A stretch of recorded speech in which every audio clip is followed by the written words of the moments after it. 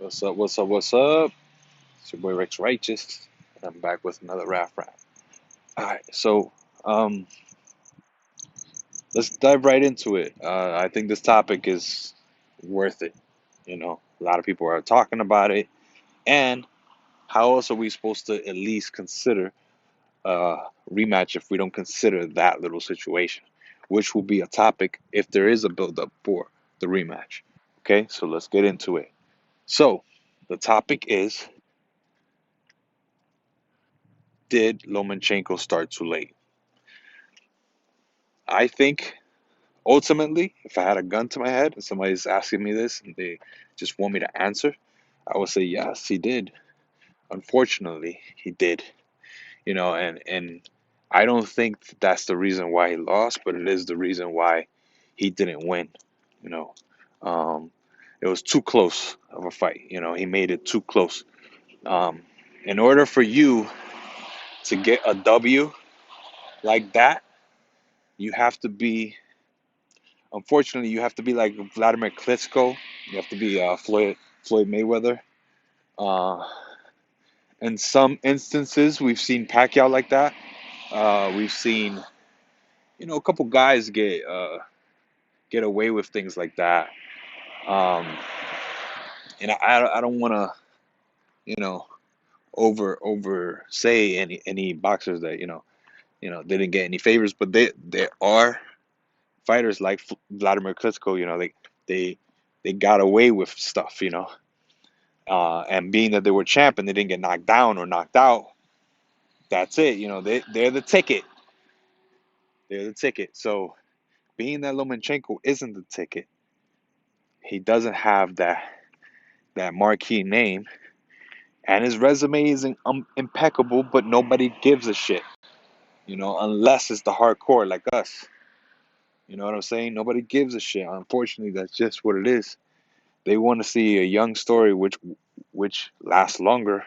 I mean, I'm sorry, which is easier for the long run, so to say. So if you keep switching and having these young guys coming in and out, like another Teofimo Lopez, come in, boom, do it again. Another young guy, another young guy, another young guy. Then it extends and the story keeps going on and on and on. And there's always a champion. As long as the seat isn't vacant, of course, it's a wrap. It's gonna happen. So, um, yeah, it sucks. You know, Another conversation people are having is Teofimo too big for Lomachenko? Obviously, he is. That is, it's not rocket science. You know what I'm saying? He's fast, but there was times that I saw him trying to sit on punches and uppercut Lomachenko out of the fucking ring. So if that's going on, then that means that he didn't fear anything because there was times and like the commentators were calling out. I mean, it doesn't take much to be a commentator, especially if you were a previous athlete. And I'm not saying I'm better than Tim Bradley or Andre Ward, but what I'm saying is that they were calling all that stuff out.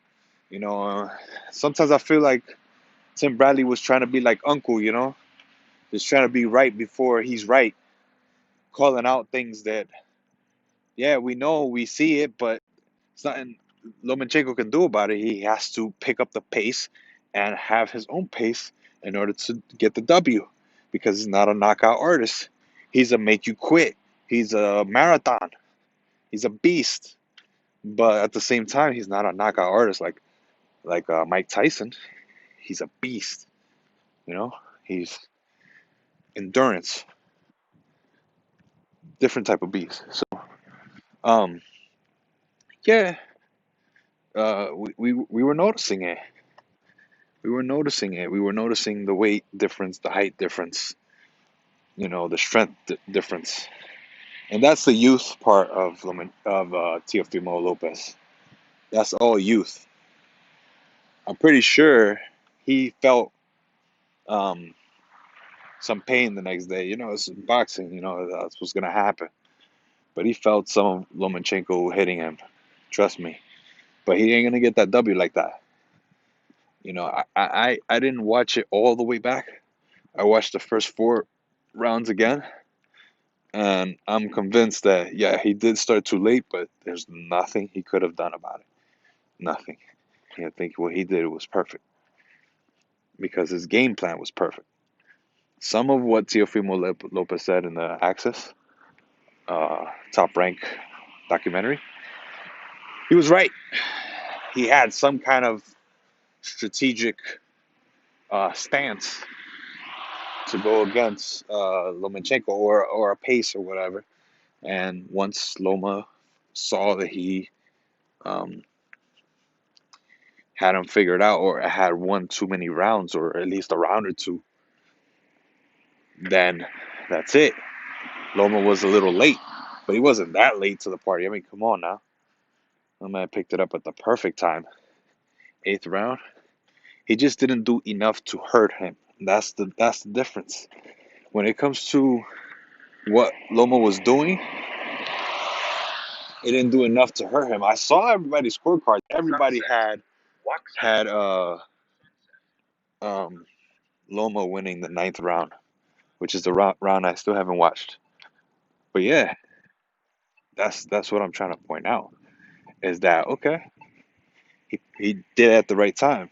If he won the eighth round, the ninth round, and the 10th round, which is what everybody says, I said he won the 10th and the eighth. And everybody's saying he won the ninth. So if that happened, why is it that that wasn't enough to get the W? It's because the way he did it, it translated into points instead of a knockdown. You know, some people, some boxers, they know that they can't be knocking people out like that. So what do?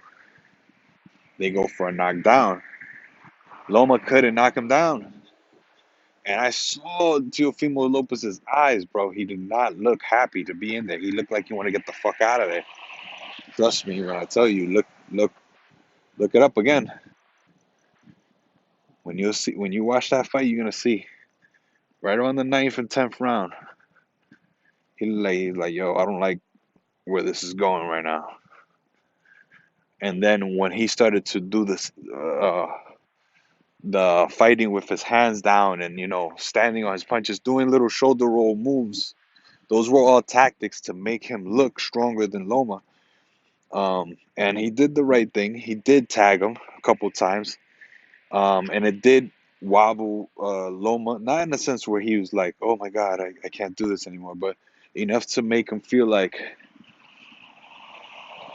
"Okay, I'm gonna get hit, but I gotta keep going." Instead of thinking, "Your punches don't disturb me, I'm going in." And it's funny because he took Teofimo's best punches, and he still went in with a guy that's probably 142, 143, um, heavier than him, like stronger than him. He still went in and did his thing. But, Teofimo putting that pressure back on him, letting him know, like, hey, I'm here. You're gonna have to try and knock out this wall right here. Um, it wasn't easy, it wasn't simple. And being that Loma is fast, it looked good in the video, but that shit probably took a lot out of Loma. So what happens? They get to the 11th round, it's still a fight.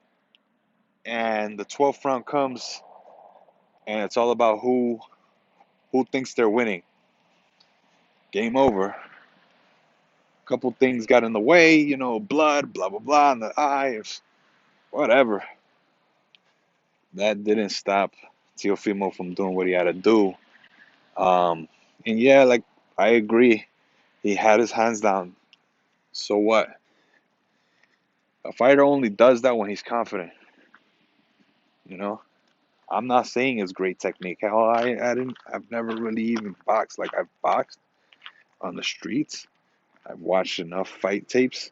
I've been in fights. I'm not a bare knuckle champion or anything, but like I said, if someone got their hands down, that's because they're confident. But that doesn't mean that they're supposed to go a full 3 minutes of doing that. The problem is that if you get used to that, that's when you're gonna get knocked out and dropped. So anyway, I want to know what you guys think. What was your scorecard? I still haven't seen any comments of a scorecard. And then on top of that, um, do you think he started too late? I think he did, but it's not like it. It didn't like discredit his his effort. His effort was perfect. His volume, his like the fact that he was tactical, his strategy was perfect. But uh, same thing was execution is perfect. But to say that that's the reason why he lost, nah, that's nah. So let me know what you guys think. I'm out. If you're new to this channel, like, comment, subscribe. Feel free. We got podcasts on the way. You already know that is in the works. We still do them. The only thing is that my schedule is a little off. My schedule. Hector Franco is doing great. Follow him on Instagram as well. Front Proof Media. Uh, yeah. So we've already had like 2 or 3 episodes, maybe even 4, if I'm not mistaken. And we sometimes veer off into wrestling, music, and different types of topics like that. But anyway, guys, I'm bringing you content. Subscribe. You already know. It's your boy Rex Righteous. Let's try to keep boxing alive. Peace.